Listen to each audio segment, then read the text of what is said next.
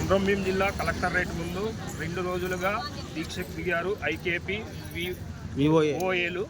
వీళ్ళు అసలు డిమాండ్ లేని అసలు ఎందుకు ధర్నా దిగాల్సి వచ్చిందో అడిగి తెలుసుకునే ప్రయత్నం చేస్తాం.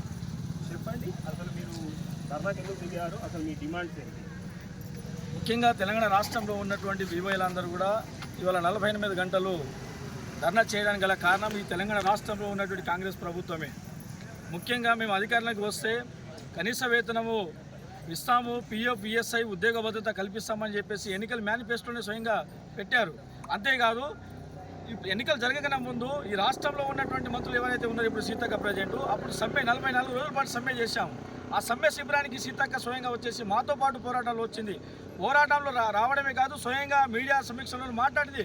మేము అధికారంలోకి వస్తే ఖచ్చితంగా మీ యొక్క న్యాయమైనటువంటి డిమాండ్లు మేము పరిష్కారం చేస్తామని చెప్పి కూడా చెప్పింది. అలాంటి సీతక్క ఇవాళ కనీసం మాట్లాడలేనటువంటి పరిస్థితుల్లో ఉంది. కాబట్టి